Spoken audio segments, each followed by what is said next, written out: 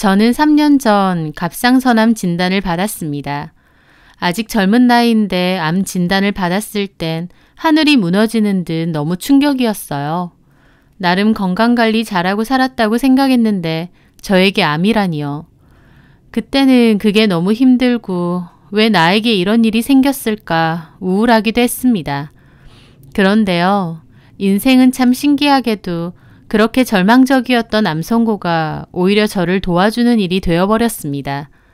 어떤 일이 있었는지 지금부터 그 사연에 대해 말해볼까 합니다. 저희 집은 대형 유아용품점과 장난감 판매 매장을 3군데 운영하고 있어요. 엄마 아빠께서 해오시던 사업이고 커서는 저도 함께 했죠. 매장 규모도 대형 매장이라 크고 1층에는 유모차나 카시트, 2층에는 장난감이나 유아용품도 함께 판매하고 있습니다. 인근 지역에 2군데 지점이 있어서 부모님께선 그곳도 함께 운영하고 계세요. 제가 사업에 동참하고 나서는 온라인 사업도 시작했는데 온라인 사업은 제 담당입니다. 매장들의 직원 수도 꽤 되고 직원분들 복지도 좋은 편이라서 오랫동안 일하신 분들이 많아요. 가족 사업이긴 하지만 일하시는 직원분들도 다 가족처럼 잘 지내는 분들이죠. 저는 온라인 판매 담당을 하다 보니 매일 택배를 보내야 하는데요. 그 남자는 저희 택배를 담당해주는 택배 기사였습니다. 매일같이 보게 되다 보니 친해졌고 그러다가 대화도 하고 간단하게 차도 한 잔씩 할 때가 있었죠. 그 남자의 나이는 저보다 2살이 어렸는데 부지런하고 싹싹하고 어른스러웠습니다. 저희가 보내는 물품들이 다 크기가 크고 무거운 것들인데도 늘 웃는 모습으로 싹싹하게 일을 잘하셨어요. 그런 걸 보면서 성격이 참 좋다고 생각했죠. 그러던 어느 날 저한테 그러더라고요. 개봉한 영화 같이 보러 갈 생각이 있냐고요. 쭈뼛거리면서 묻는 그 남자는 너무 쑥스러워했고 그 모습이 귀엽게 느껴졌습니다. 그래서 저도 그 영화 보고 싶다고 보러 가자고 했어요. 그렇게 저희는 저희 매장 안이 아니라 밖에서 따로 보게 되었는데요. 옷도 멀끔하게 잘 입고 나온 걸 보니 일할 때와는 다른 느낌이더라고요. 저희는 영화도 보고 식사도 하면서 데이트를 했습니다. 그렇게 저를 집에 데려다 줄 때 그 남자가 그랬습니다. 사실은 저에 대한 마음이 있는데 고백을 해도 되는지 모르겠다고요. 자기는 직업도 택배기사고 사는 형편도 그렇게 좋지는 못하다고 하면서요. 자기가 보기에 저는 집에서 이렇게 큰 매장 여러 개 운영하는 거니까 자기 기준에서는 부자인 것 같다면서 언감생심 고백을 해도 되는 건지 모르겠다고 하더라고요. 저는 그 말에 웃었죠. 이미 고백한 거 아니냐고요. 그 남자는 그냥 말이라도 하고 싶었다고 설사 거절한다고 해도 일할 때는 티 안 내겠다고 했습니다. 하지만 그런 모습조차도 제 눈엔 귀엽고 좋아 보이더라고요. 그래서 그날은 대답을 주지 않았고 며칠 뒤 저희 매장에 택배를 가지러 왔을 때 커피와 함께 쪽지 하나를 주었어요. 저도 그쪽이 좋다고요. 그 후 저희는 본격적으로 만나게 되었습니다. 택배 발송 때문에 하루 한 번은 저희 매장 사무실로 오게 됐는데 잠깐 만나는 그 시간이 그렇게 설레고 좋을 수가 없더라고요. 그렇게 저희는 2년 가까이 만났고 결혼 이야기도 오가게 됐어요. 그 남자는 자기가 버는 돈은 본가의 생활비로 많이 보냈다면서 모아놓은 돈이 별로 없다고 했습니다. 저는 괜찮다고 했어요. 제가 따로 모아둔 돈도 꽤 됐고 또 결혼하면 아빠가 집을 해주신다고도 했으니까요. 돈은 문제가 아니었는데 저희 집에서는 반대가 좀 있었습니다. 제 조건 정도면 더 좋은 조건의 남자 만날 수 있지 않냐면서요. 하지만 저는 돈이나 조건보다는 사람이 중요한 것 같다며 이 남자를 많이 사랑하고 결혼을 한다면 이 남자와 함께 하고 싶다고 강하게 말했어요. 결국 저희 부모님도 결혼을 허락하셨고요. 돈은 많이 없지만 사람 됨됨이가 착하고 저를 위해주고 아껴주는 모습을 2년여간 봐왔기 때문에 그거 하나만 보고 선택한 결혼이었죠. 그런데 신혼 초에 남편이 그러더군요.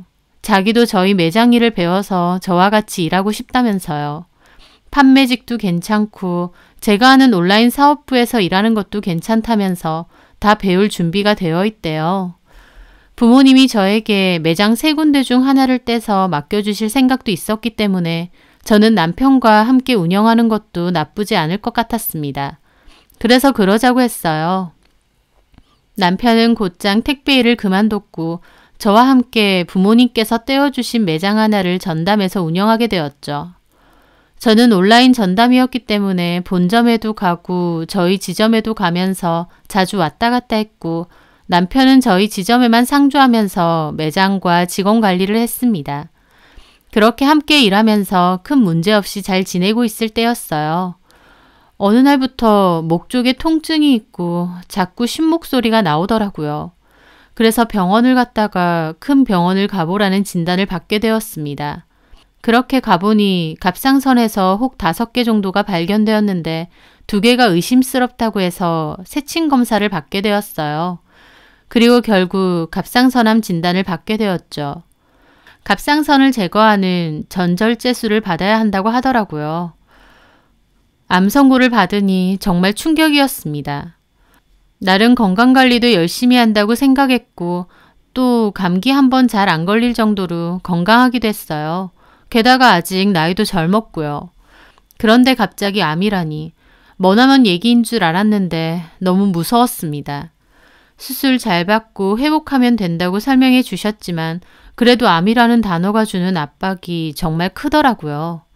저는 이 이야기를 남편에게도 했고 남편은 저보다 더 가슴 아파하며 위로해 주었습니다.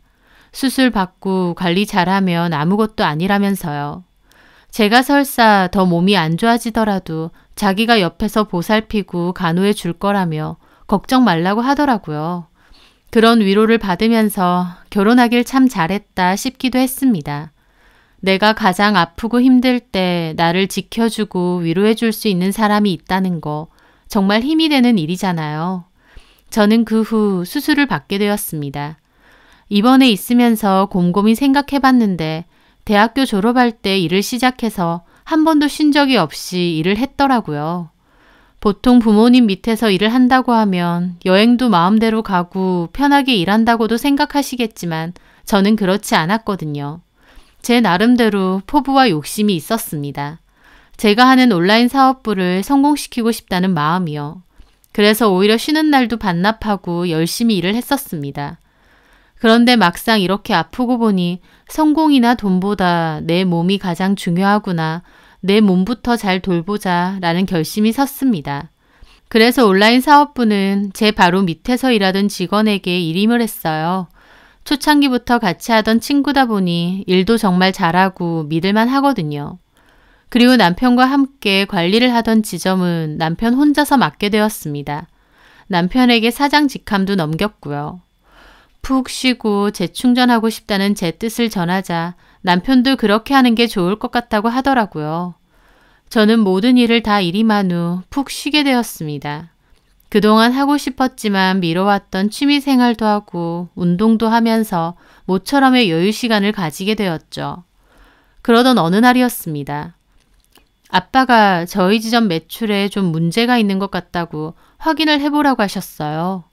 제가 따로 확인을 해보니 매달 꾸준하게 또 많은 금액의 돈이 비는 것을 알게 되었습니다. 설마 하며 뒤져내다 보니 남편이 전부터 꽤 많은 돈을 횡령했다는 사실을 알게 되었죠. 너무 충격이었습니다. 제가 아는 남편은 절대 그런 짓을 할 사람처럼 보이진 않았거든요. 저는 남편에게 증거를 모아 따져 묻게 되었어요.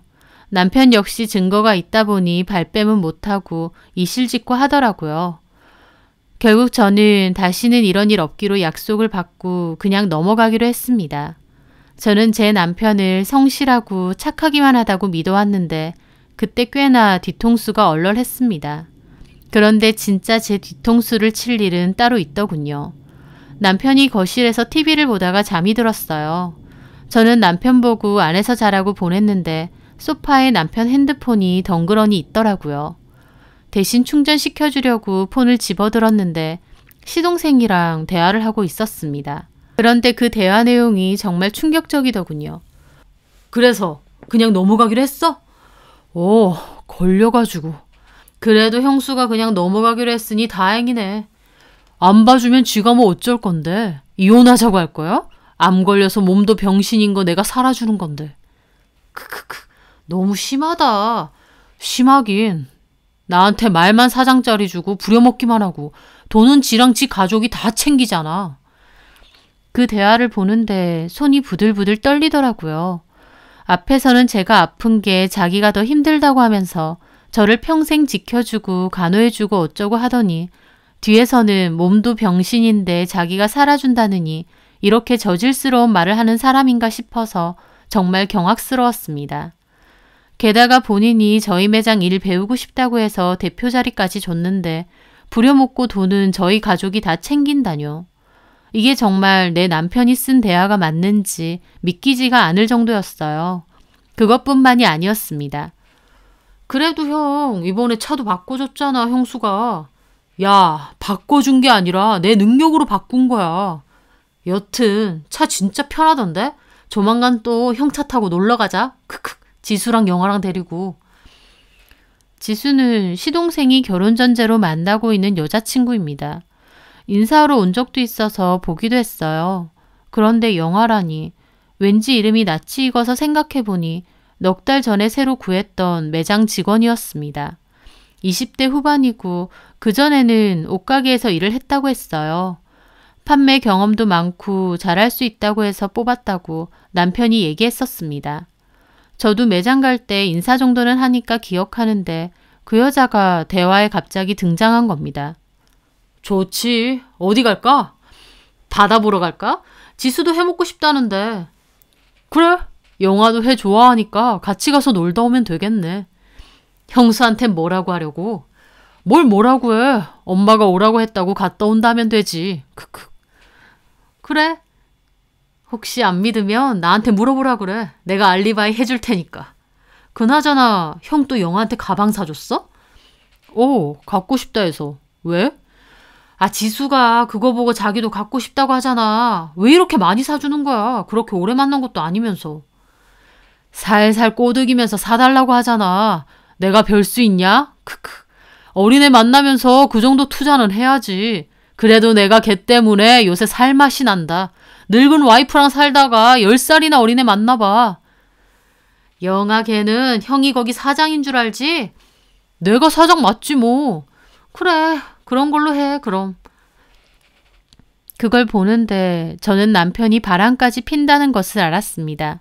그것도 저희 매장에 새로 들어온 직원과요. 그때의 배신감과 충격은 지금도 잊혀지지가 않습니다.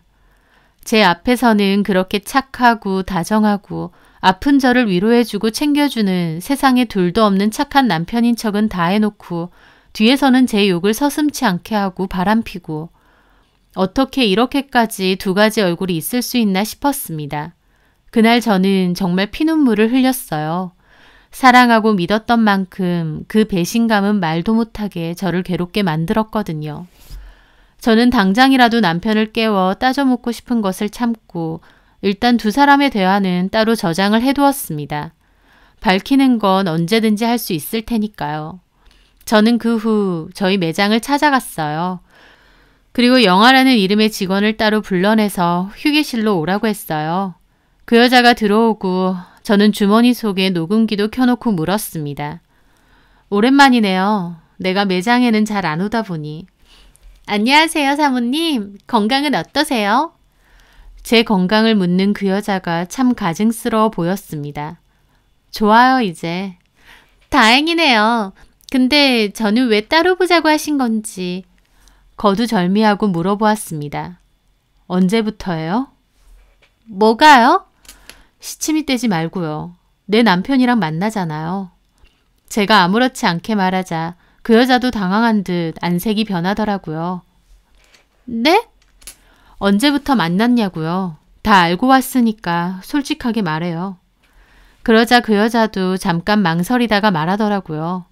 그때부턴 본색이 드러나는 듯 완전 뻔뻔하게 대답하더군요. 다 아신다면서 저한테 왜 물어보세요? 그쪽 입으로도 확실하게 듣고 싶어서요. 사장님이 다 말하신 건가요? 그래요. 제가 그렇다고 하자 그 여자는 오히려 얼굴이 밝아졌습니다. 약간 웃는 것 같기도 하고요. 진짜 얘기하셨구나. 말만 그러신 줄 알았는데. 뭘요? 사모님하고 이혼할 거라고 그러셨거든요. 저보고 조금만 기다려달라고.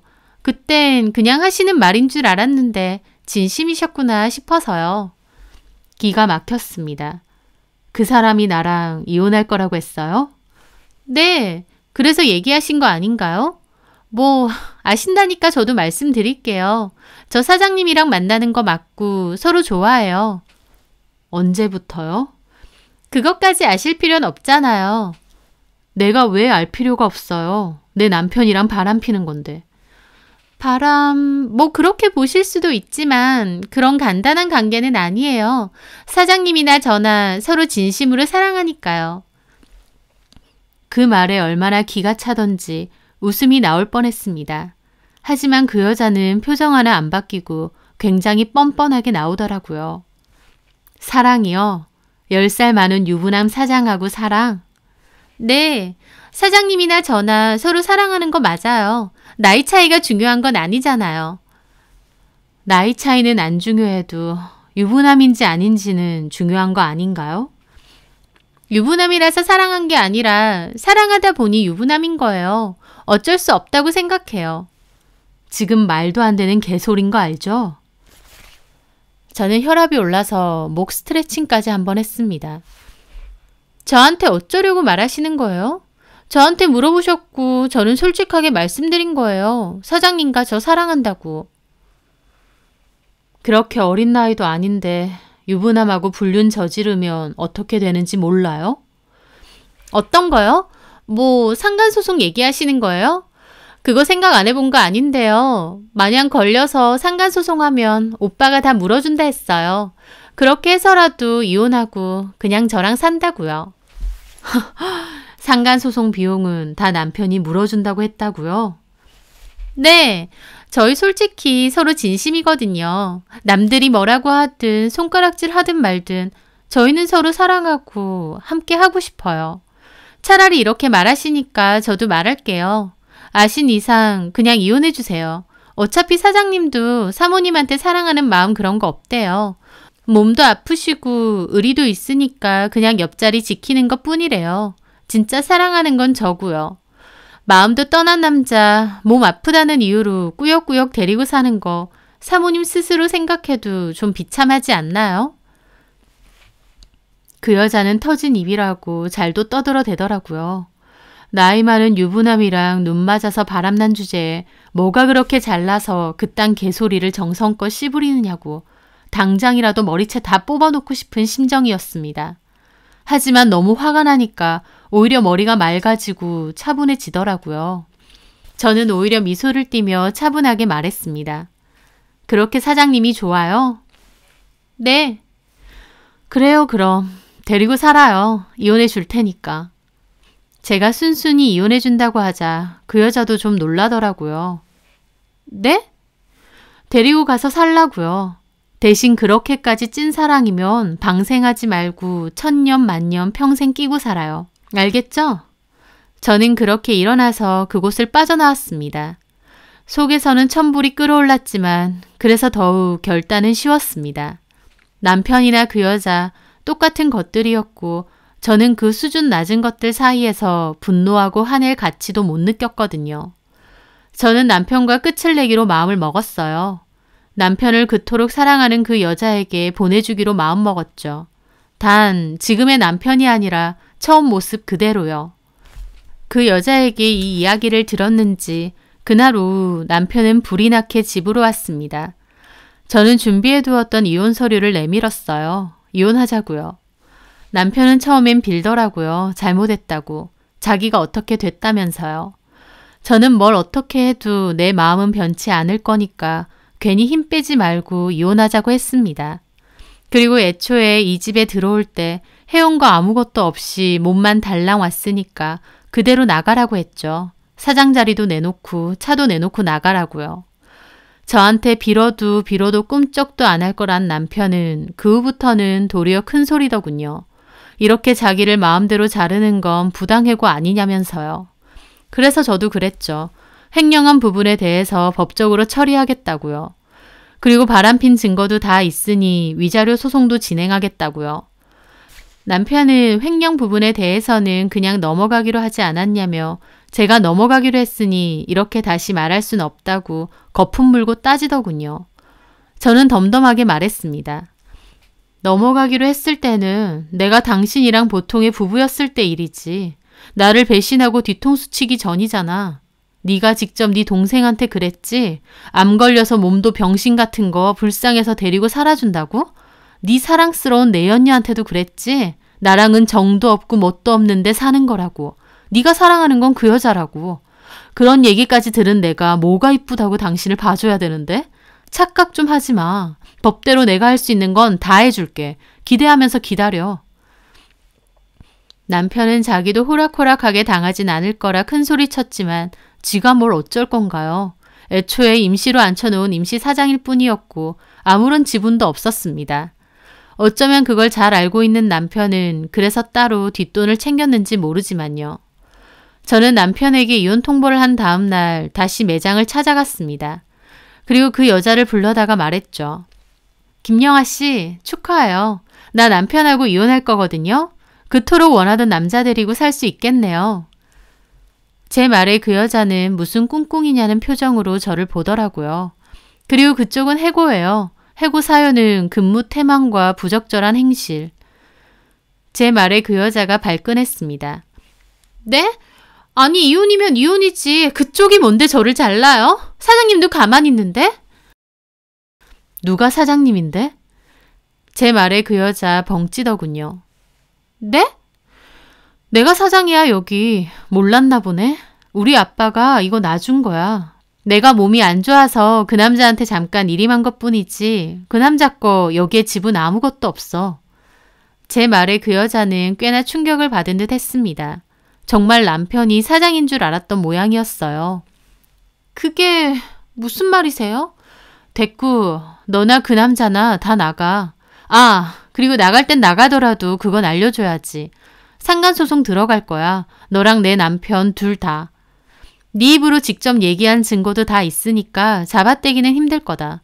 그러면 김영아 씨 짐 잘 챙겨서 나가줘요. 하나도 빼먹지 말고. 잠깐만요. 이게 다 사모님 거라고요? 머리가 나쁘니? 말해줘도 왜 이해를 못해? 아닌데 사장님이 자기 거라고. 10살 어린 순진하고 멍청한 애 꼬시는데 뭔 소리를 안 했겠니? 그 남자 지분 하나도 없어. 그 남자 원래 택배기사로 일했고 내가 사장 직함만 넘겨준 거야. 그 사람 나한테 월급 받는 말 그대로 이름만 사장이라고. 저는 코웃음 치며 말했죠. 여기 직원들이 사장님 사장님 하니까 내 남편이 진짜 사장이라도 되는 줄 알았어? 이렇게 큰 매장 운영하고 외제차 타고 다니고 명품 가방 턱턱 사주니까 돈 좀 있는 남잔 줄 알았나 봐. 상간소송 당해도 이혼해서 너한테 오면 남는 장사라고 생각했나 보지? 아니, 그 남자 개뿔도 없어. 그 외제차도 내가 사줬고 내 명이야. 물론 돌려받을 거고. 네 명품 가방하고 용돈 준 거? 횡령한 거야. 그 횡령한 것도 법대로 따져 물을 거고. 한마디로 완전 개털인 10살 많은 아저씨 잘 물은 거지. 그 남자한테 이제 너밖에 없을 건데 잘 좀 대해줘. 그때 나랑 약속했던 것처럼 방생하지 말고 오래오래 끼고 잘 살아. 벽에 똥칠할 때까지. 너보다 10살 많으니까 간병도 잘해줘야겠다. 알았지?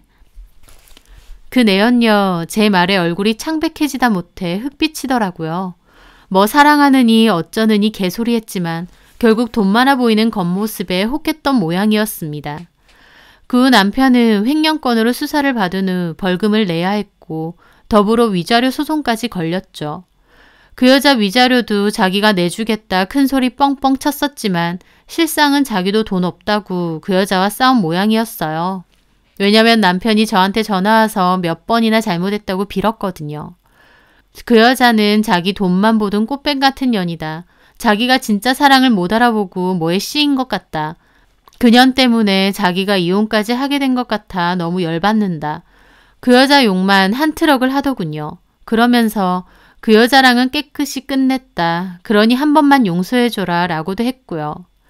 참 찌질하기도 하고 오히려 내가 뭘 보고 이 남자랑 결혼까지 했나 싶을 정도였습니다. 남편도 너무 찌질했지만 그 여자도 진심으로 사장님 사랑한다고 이혼해 달라더니 정작 남편이 개털로 오니까 바로 팽하는 게 참 우습더군요. 어찌 보면 참 잘 어울리는 한 쌍인데 왜 그렇게 쉽게 끝내나 아쉬울 정도였습니다. 저는 그 남자에게 말했죠. 그 여자랑 깨끗이 끝낸 게 아니라 네가 쥐뿔도 없어서 차인 거겠지. 말은 똑바로 해야지. 볼 때까지 다 본 나한테 말고 그 여자한테 다시 부탁해봐. 차라리 그 여자한테 받아달라고 하는 게 더 쉬울 것 같다. 앞으로 나한테는 전화하지 말고. 저는 그렇게 전화를 끊었습니다. 오랜 시간에 걸쳐 이혼 소송도 다 마무리가 되었는데도 남편은 한번 정신 못 차리고 저희 매장에 술 먹고 찾아온 적도 있었어요. 경찰에 업무 방해로 신고했고 그 후로는 다시는 안 찾아오더라고요. 사랑한다는 이유로 제가 그 남자에게 베풀었던 것들을 자기 것이라고 착각했던 그 남자. 제가 없으면 아무것도 아니라는 걸 참 늦게도 깨달은 것 같아요. 어리석은 거죠. 원래 하던 대로 착한 척 코스프레 계속했으면 저도 몰랐을 테니까요. 물론 저로서는 그렇게라도 알게 된 게 천만다행이지만요. 갑상선암 걸리고 수술받고 참 마음도 몸도 힘든 일이었는데 그 일로나마 진짜 저를 아껴주는 사람인지 아닌지 구별할 수 있게 되어서 불행 중 다행이라고 생각합니다. 참 아프고 힘든 일 뒤에도 깨닫게 되거나 얻는 것이 있다는 게 이런 건가 봅니다. 저는 제 몸 관리 잘하고 일 열심히 하면서 잘 살아가 보려 합니다. 제 사연 들어주셔서 감사합니다.